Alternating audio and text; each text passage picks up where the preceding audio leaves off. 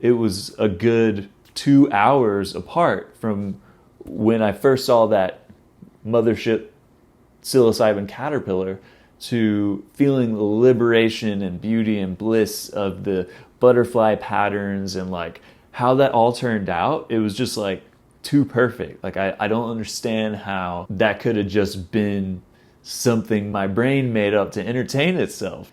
I was like, the loving alien mothership has arrived.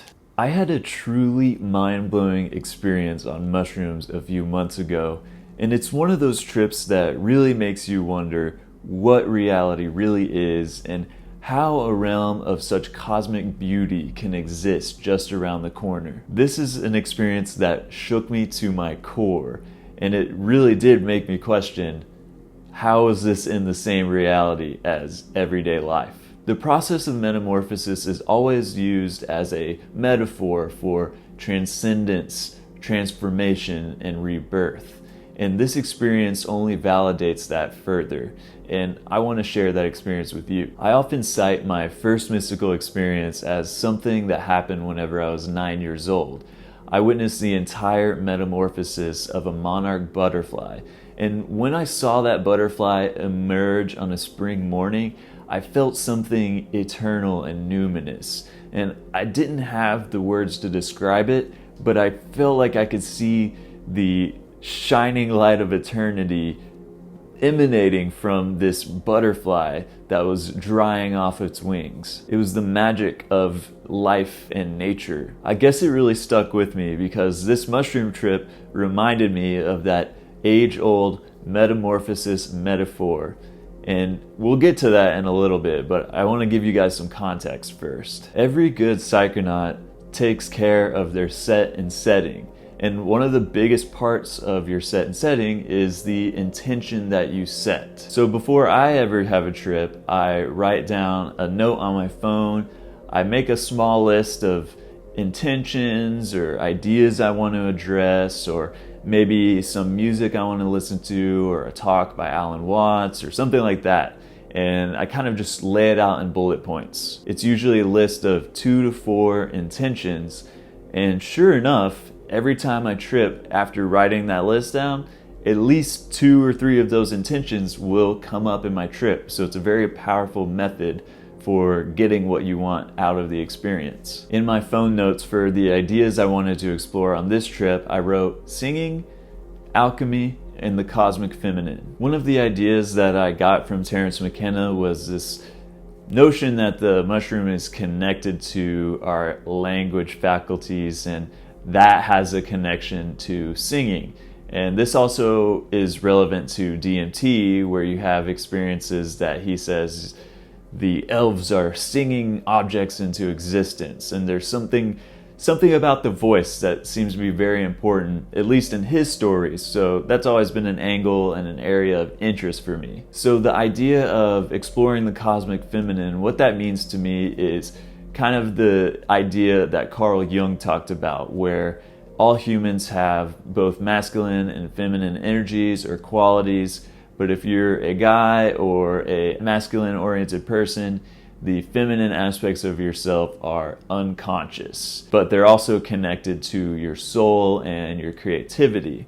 So as an artist, it's actually a really important thing to be tapped into. In a previous mushroom trip, I wanted to address this idea of the masculine side and see what that meant for me personally. Now that I've done that, I wanted to circle back around to the feminine aspects. And there's the alchemy that I wanted to explore. This is an idea that's been kind of calling me ever since a mushroom trip I had 10 years ago, where I saw a vision of an alchemist creating the alchemist stone, philosopher's stone. So it's been a subject of interest of mine, and it always is connected to my mushroom trip somehow. So it's a thread that I've been pulling on for about 10 years now. So it had been a good 6 or 7 months since my previous mushroom trip, which I took 1.5 G's lemon tech of penis envy mushrooms. And so I wanted to trip again and go a little deeper this time. So this time I wanted to take double the dose, 3 grams of penis envy mushrooms, lemon tech, all on an empty stomach. At the time of this trip, I had just come back from a 5-week tour playing in a band around the US and Canada with a band called Vinyl Williams. And this was my last day off before returning to my usual day job grind. So I wanted to kind of cap it off, especially since I was in this mode of freedom and exploration. And I was joined by my roommate Kenny, who took the exact same dose as me at the same exact time. All right, so this is where I'm gonna refer to my trip journal. Let me go grab it.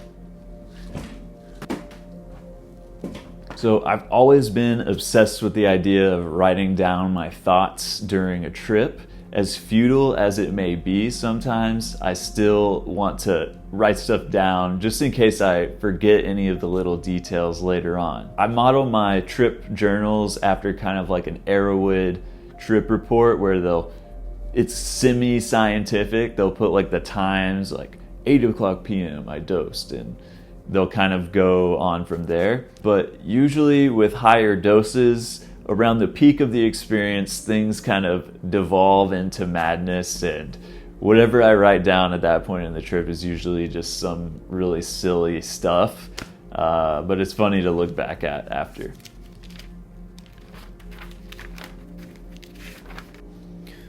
Okay, so the first thing I wrote, 8:10 p.m. Me and Kenny dosed 3G Lemon Tech. We set our intentions for healing and dissolution.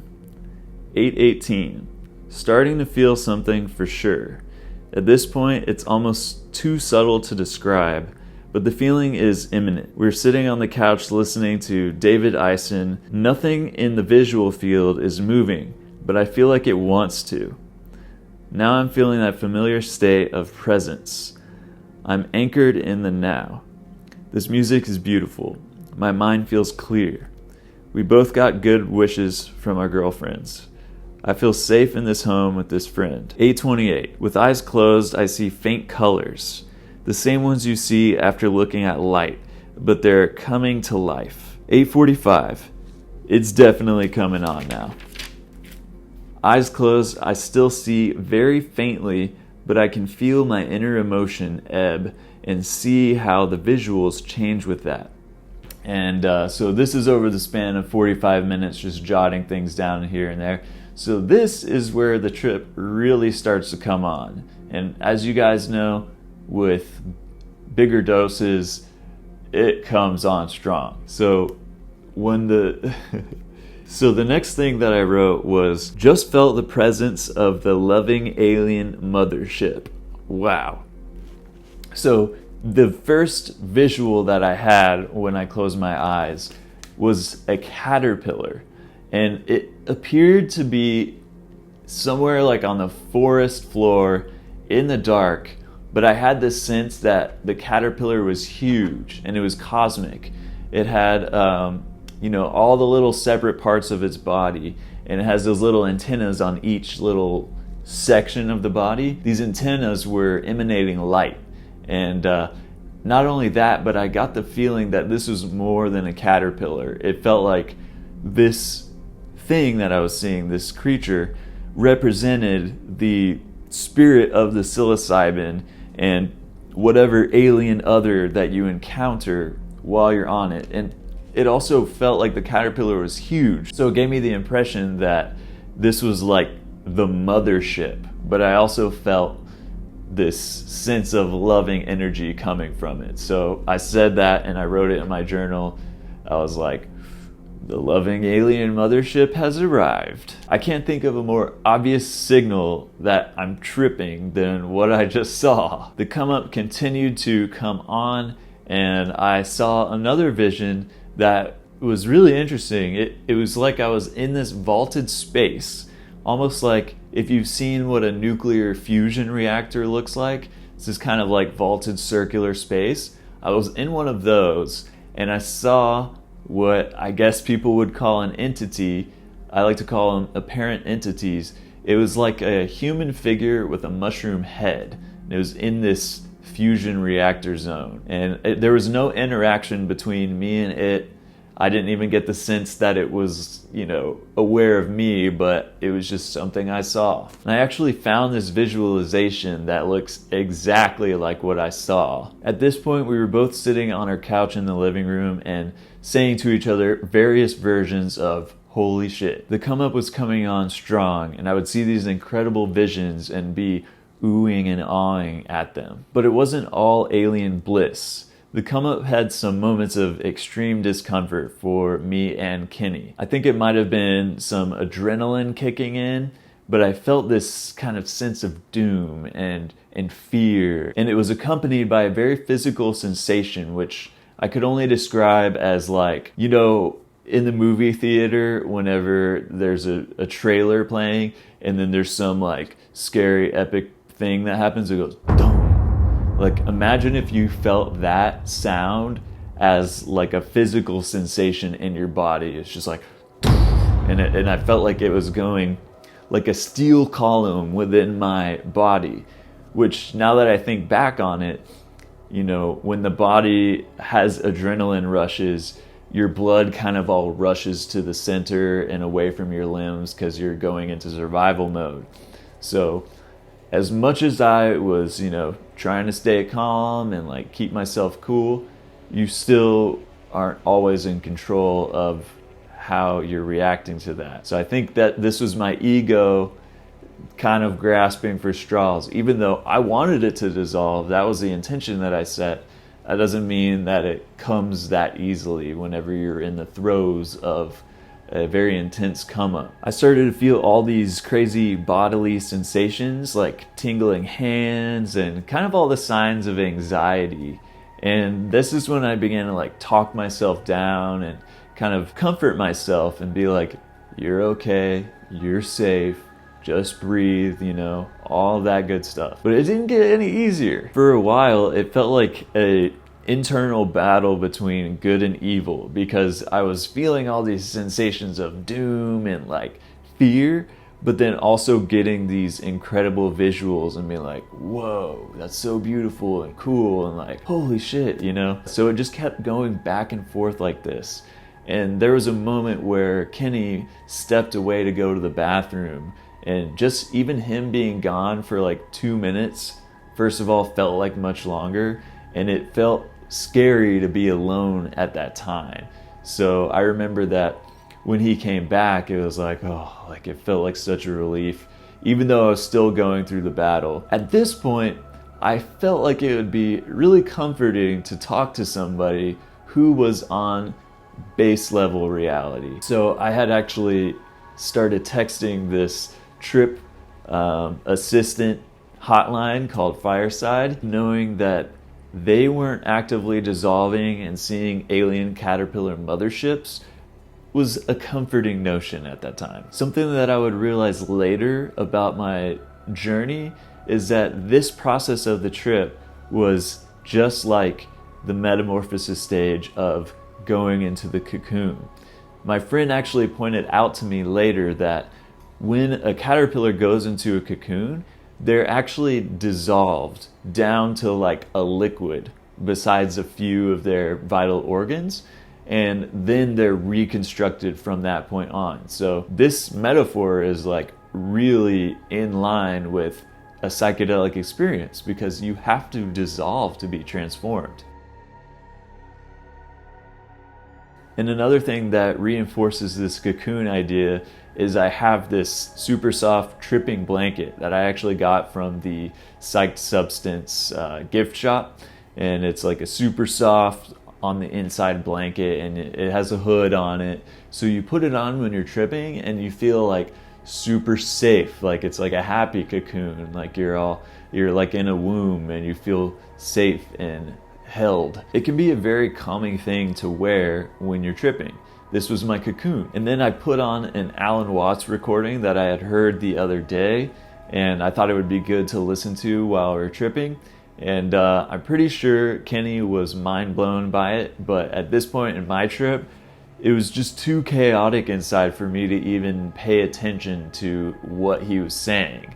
But I'm glad that Kenny got some value out of it. Next on the YouTube playlist that I made was a Terrence McKenna video that I actually decided to hold off on till later, because just how my trip was going at that point, I felt like hearing Terence McKenna speak in tongues was going to be a little too intense for what I was ready for at that point. It didn't seem like the right time, but we would get to that later. At the same time, Kenny was going through his own whirlwind of experiences, and we could barely communicate about it. I had actually set my dodecahedron lamp over here in the living room, and it projects these patterns on the wall like you can see here, and I had it on a green light setting, and Kenny was like staring at this thing on the wall, and it looked like the face of like a caterpillar or a grasshopper or something, which again goes with this insect motif that we're both apparently experiencing. I was still dealing with feeling very unsettled, so I took another Terence McKenna idea and decided to sing to calm myself down. And singing on mushrooms was a very interesting experience. It felt like, although I didn't feel very coordinated with my voice, it did feel very fluid and kind of expressive. It felt good to slide up and down the notes. It was all very meditative. That's whenever I started to record audio of my experience, and this is when I had this insight about the Philosopher's Stone, which is one of the things that I had set as an intention.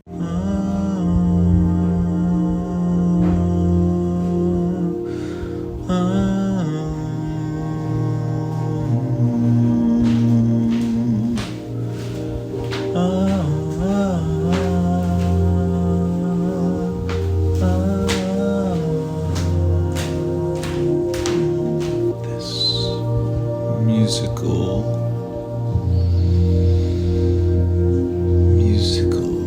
stratum. This is my cosmic dough. It's your cosmic Play-Doh. Play-Doh.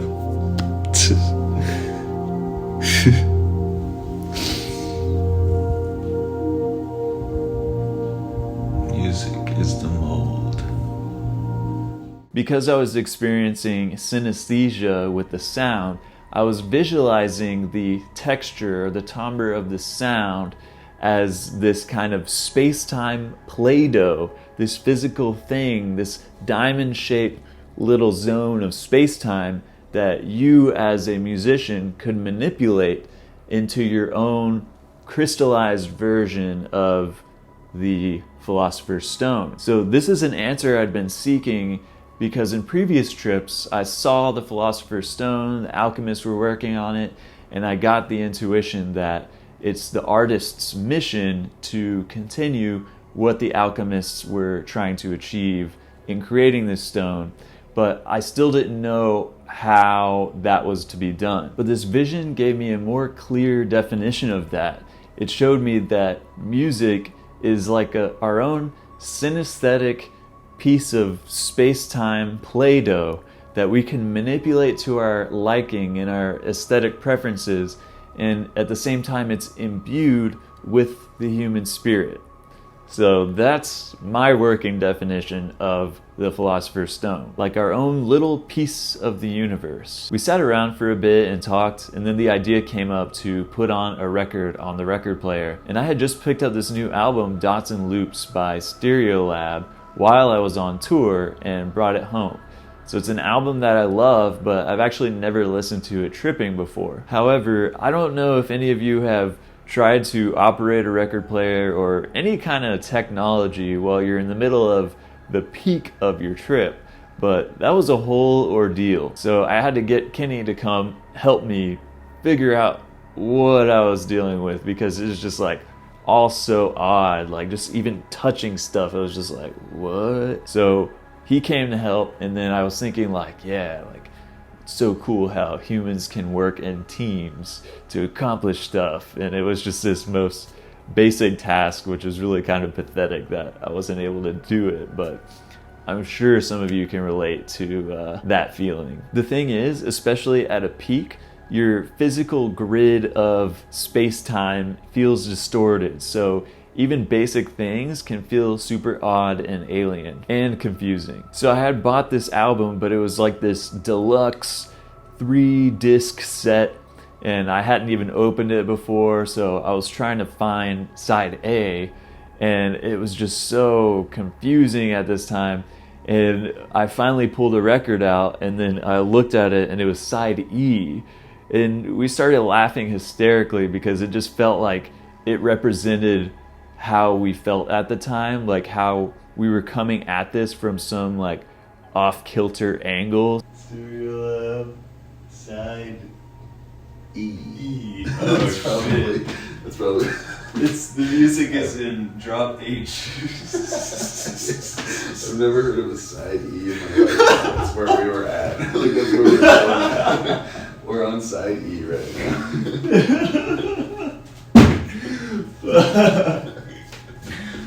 Oh my god, dude.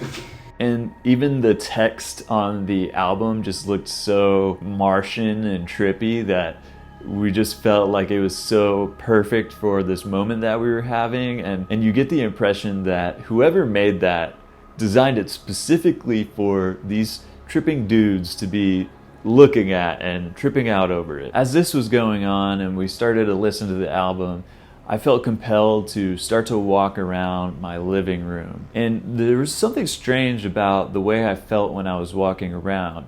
It felt like I wasn't the one in control. I was getting the sense that the mushroom was using me as a vehicle to experience what it's like to be a human. So it felt like it was like, you know, some little alien driving behind the scenes and just like, whoa, you know, I'm learning how to walk. Look at me, I'm a human. And this idea just felt really funny. And so I kept just wobbling around like a drunk toddler. As the music continued to play and we finally found side A, it sounded incredible. The drum beat starts off and it's just this kind of driving drum beat. And I was just like bobbing my head, you know, involuntarily to the beat of the music. And I was still stumbling around, but it started to kind of slowly shift into this flow movement that was still kind of stumbling everywhere. And the tripping blanket has these pockets on the inside where you can put your hands. So then it becomes this kind of like flow toy as you're kind of moving around. More and more, I felt incredible joy. It felt like this music was the soundtrack to my life, like your own personal theme song. And it's the music that would be playing when you're just like strutting around, you know, like living life and feeling good. And that feeling of confidence and swagger just kept ramping up. And eventually I was like just vibing super hard, and like it turned into this flowy kind of Tai Chi dance movement, which is something that, although I've had an interest in it, I've never done something like that. Like, I'm the kind of person who like doesn't like to dance because I'm shy about it, but also I'm not always like feeling the music. So this was the total opposite case. I felt like I just like let go of my inhibition, and I was just doing this insanely like fulfilling flow movement to the music. And I felt a sense of victory in this dance, like I was doing a victory lap. And in a sense I was, because I had just come back from this tour and I actually bought this album on the tour. So it was like this artifact that I brought from my journey back home, and here I am on mushrooms and like listening. So it just felt like the perfect cap to this adventure that I had. And like, it just felt so good.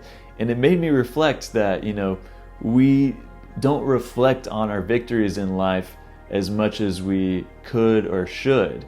And even though it's temporary, it's good to like celebrate when things do go well. You don't want to get too high, but like, yeah, you want to enjoy that, ride it out. And this whole dance I was doing, it had this tribal feeling to it. Like the celebration was similar to what you see a Native American tribe do when there's like a marriage or they won the battle, and it's like this very like strong sense of victory and purpose and celebration, and it was powerful. And this is where that idea of the feminine energy comes in, that intention that I had said earlier. It was like the music was entering me and I was yielding to the music. I was surrendering to the music and letting it possess me and control me. So it was yielding yet empowering. And I feel like that is a great representation of what the feminine energy is. And the music just continued to sound more and more divine.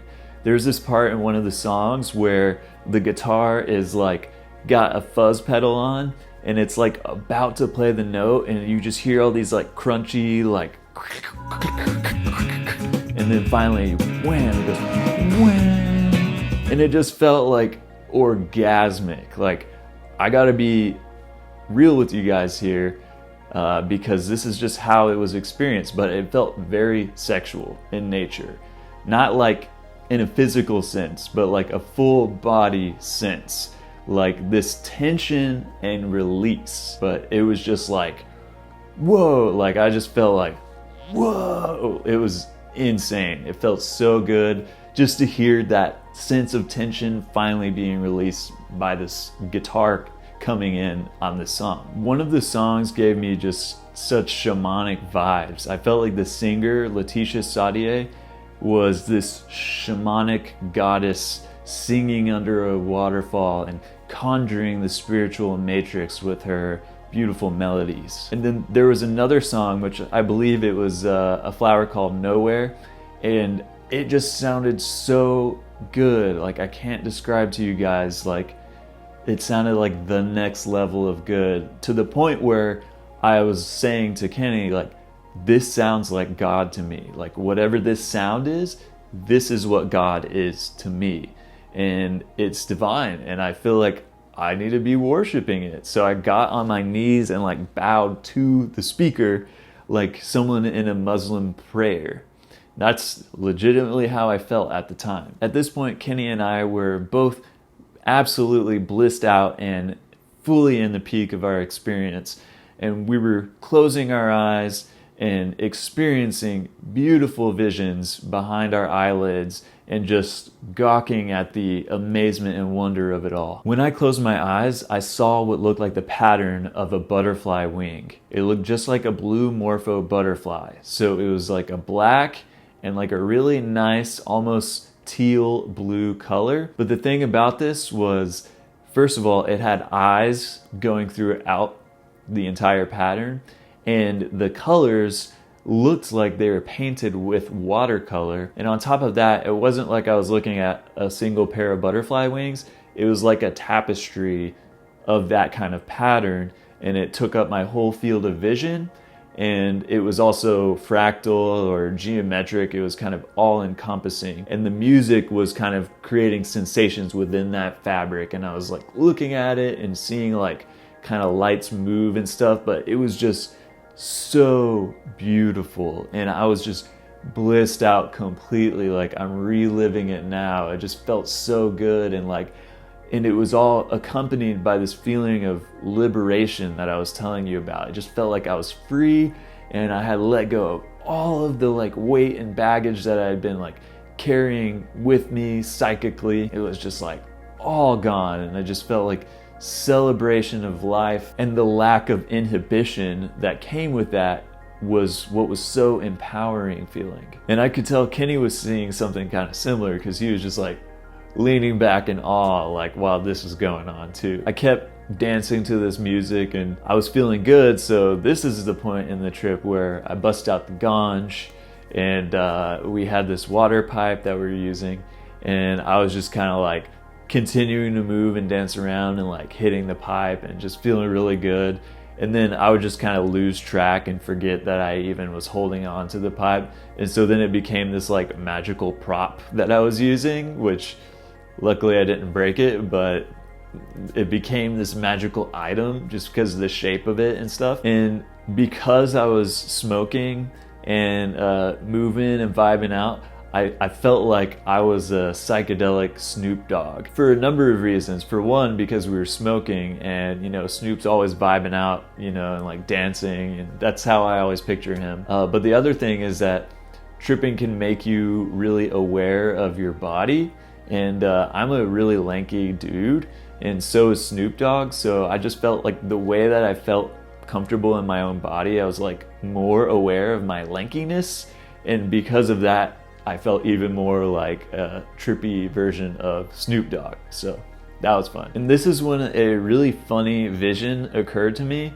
I don't know how this even came up, but I got a vision of Tucker Carlson, the conservative news host, who at that time was still on Fox News, who is very, you know, I won't get into his politics, but I let's just say I don't agree with him a lot of the time.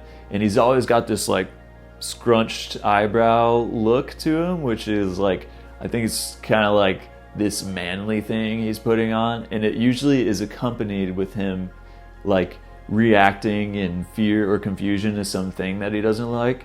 And I was seeing this image of him scrunching his brow in my head, and I imagined like a CGI sequence of this scrunch in his brow just like imploding and then opening up as a third eye. It was just hilarious, dude. I was telling Kenny about it, and I was just laughing so hard at this idea, like it would be a funny segment in like a music video or something. And this image was forever burned into my consciousness. So the album was still playing, and I decided to chill out for a second and sit down on the couch. This song came on where they're playing a vibraphone, like, and I was looking at my glass, and you know, in your mushroom mind, there are no boundaries, so everything's connected. The sound of this vibraphone, it looked like, you know, when you hit a glass, you know, when people use glasses of water as a musical instrument. So I was looking at that at the same time as hearing this, and I was like looking at my cup and holding it, and I was like, this glass of water is the most Stereolab pocket of the universe right now. And then I was like pretending to listen to the inside of it, and we're just goofing off and like, you know, being silly. And then that's whenever I got up, I was like, Kenny, let's take a picture, and I'm gonna stand next to my dodecahedron lamp and hold the pipe and listen on the inside of this glass, and then we'll say to people that this is the secret of the universe. And so we got a picture.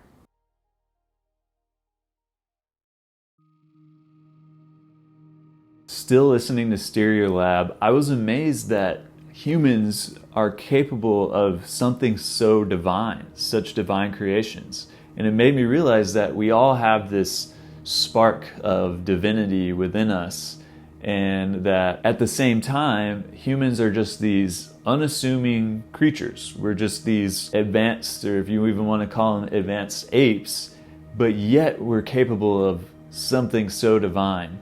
And I just saw that as like this interesting kind of the duality of mankind kind of thing. The reason I also thought of that is because Kenny told me a story where he said his girlfriend actually ran into Letitia, the singer of this band Stereolab, in a bar in Austin, and that she was just this totally unassuming person.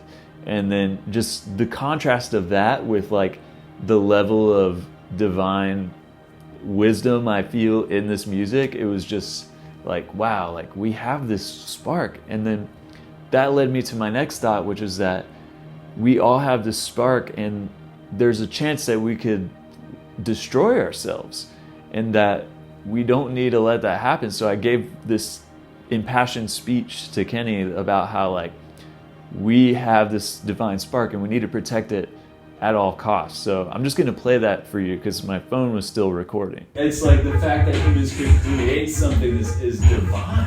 Yeah, it's like an actual spark of divinity. Yeah. And like Lee Mikowski, it's like the fact that we could throw this away and it would be our own doing is fucking absurd, dude. It's the most absurd thing I've ever heard. And we gotta fucking do whatever it takes to fucking keep that shit going. And not only that, but improve it. Yeah. Like, pass off the fucking baton better. And during this speech, I actually felt a switch in my energy where I felt this like super primal instinctive urge to protect this spark. Whatever this is, it has to be protected at all costs. And I felt myself like, you know, straighten out and like be ready, like in battle mode to protect this thing. At this point, the peak started to plateau, and we just continued reveling in the strangeness of the mushroom experience. How strange it felt to try communicating what we felt and the oddity of touching textures and objects. Now that I was feeling really good, I decided it was time to give that Terence McKenna glossolalia video a spin. Which, by the way, this particular video is something that I've investigated in one of my previous trips, and I even had my friend who gave me these mushrooms. He investigated listening to this video and he had his own crazy experiences, so I'm going to link that in the description so you can check it out. I really recommend listening to it while you're tripping. So we got really stoned, sat in front of the TV, and got ready to jump into this thing. And it was unreal. So Terence starts the video off just talking regularly, and he basically is saying like, this is this secret shamanic dimension that it has always been available. This is what has been kept from ordinary mankind for millennia. This is the real secret behind the idea of magic. This is the universe into which your entire world is destined to dissolve. Then came the moment of truth. He did the glossolalia, and I closed my eyes to see what visions would unfold.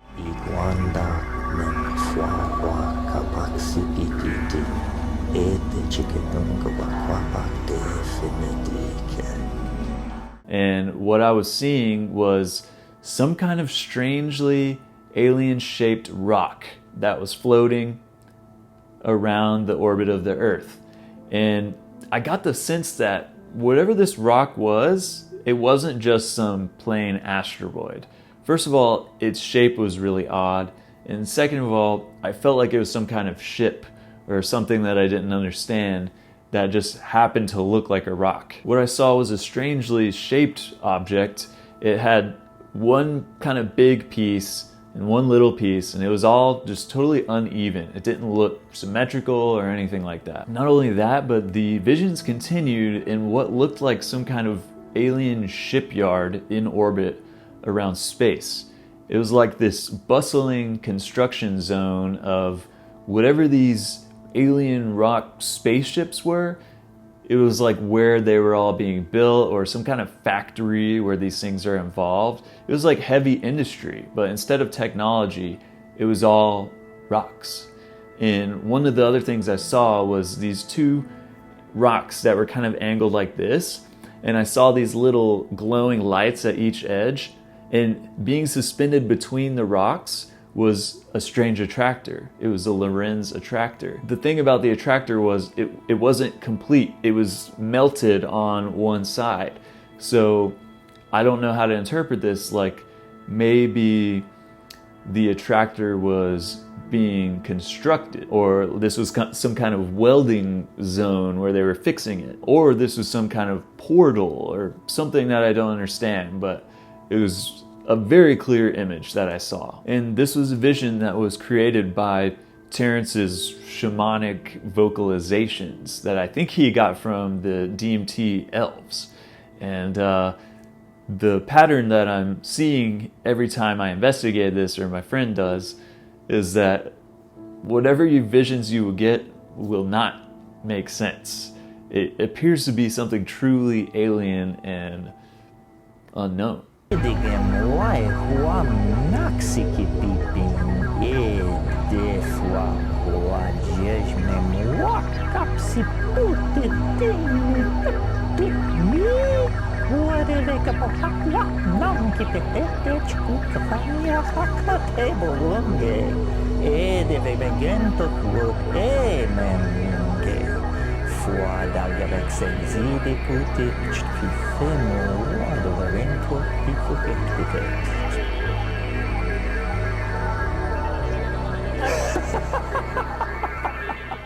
Although I do have some speculations about what I saw in this trip that I'll talk about in a little bit. After that, we listened to another Terence McKenna video called Psilocybin is Your Teacher.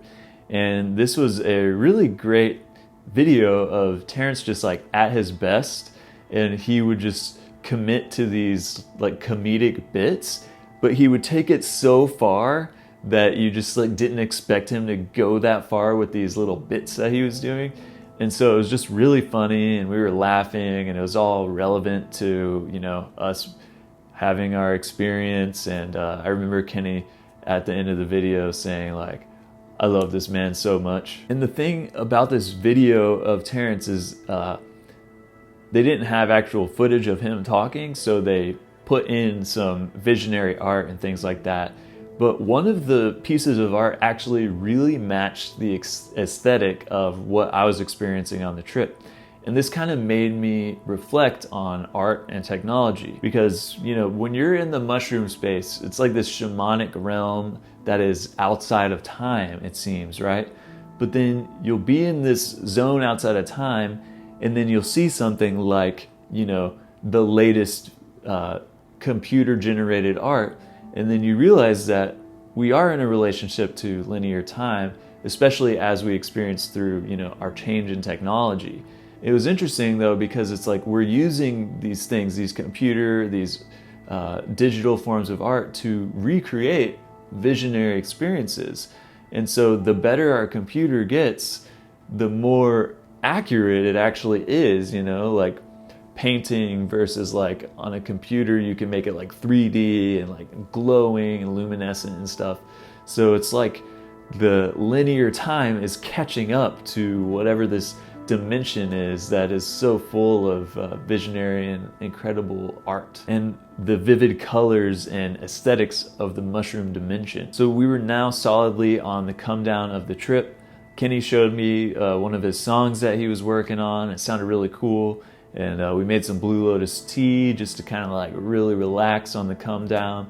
Then Kenny actually left, and then I sat on the couch and watched some Drew Binsky travel videos, which felt like a very comforting and earthly thing to kind of bring me back down. Reflecting on this experience, I can break it down to a few things. I was looking for all the details and meanings that I could while ignoring the most obvious part, which was this trip took me through an entire metamorphosis from caterpillar to butterfly.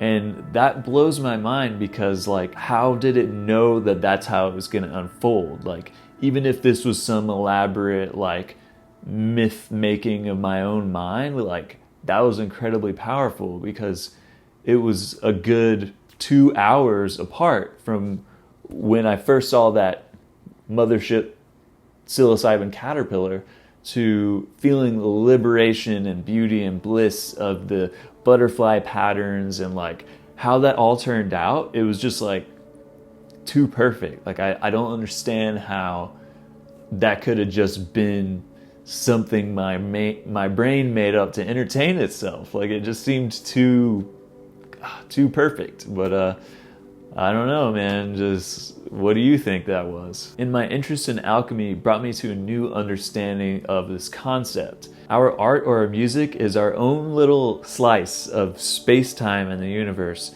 that we can form into a spiritual object.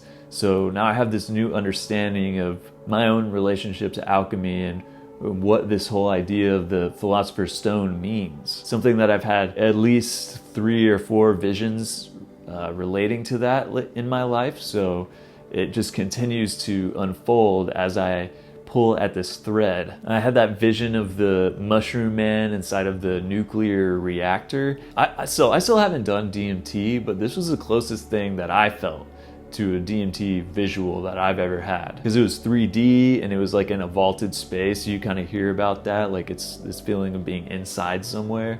So that was really cool. The other biggest thing besides the caterpillar metamorphosis was this space rock situation, this shipyard in low Earth orbit that I seem to witness, either above Earth or some other alien planet or Earth in the future. I don't know what it was, But something that I've began to notice with the mushroom in my own experiences is that it brushes me up against the collective unconscious of humanity. In another experience I had, I saw a space telescope and I was looking around, scanning for life out there in the universe, and I was revealed that it's going to be everywhere when we find it. But this space telescope represented the unknown, and that's kind of how I'm viewing the collective unconscious. It's like right at the border of what humanity knows, the limit of our actual knowledge.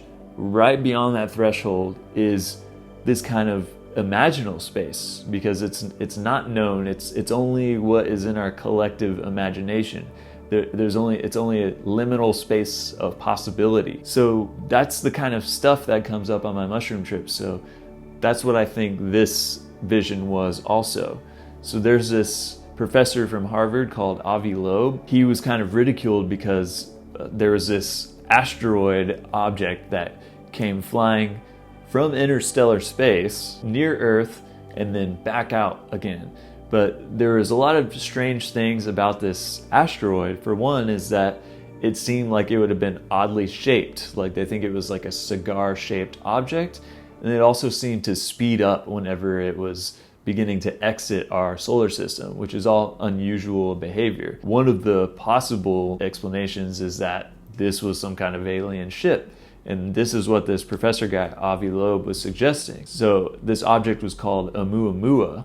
And I think that idea was in my mind. And this must have been what I was kind of associating with when I saw all of these weird alien rocks. Like the idea of this asteroid thing actually being some kind of alien tech.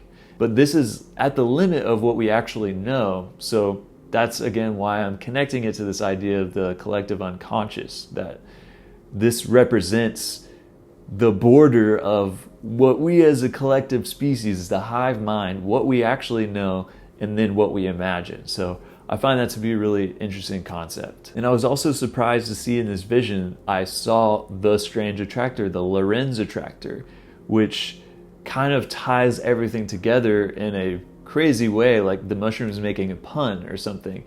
This Lorentz attractor is a visualization of the mathematics of chaos, also known as the butterfly effect.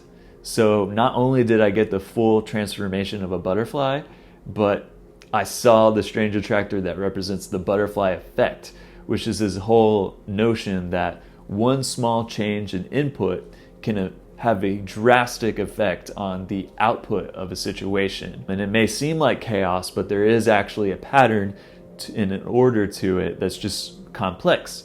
And it can be represented by these visuals like the Lorentz attractor.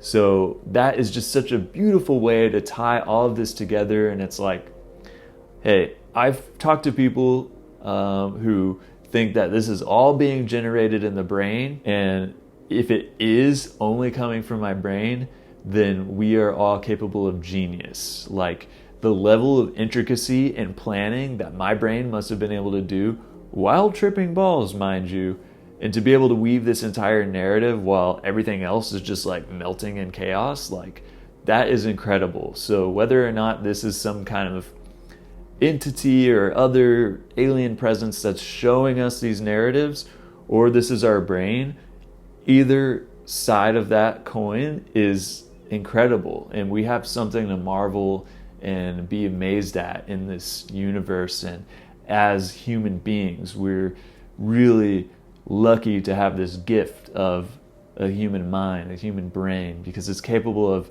incredible things, especially under the influence of psilocybin. This trip was one of the most earth-shattering experiences that I've ever had, and it was extremely rewarding and beautiful.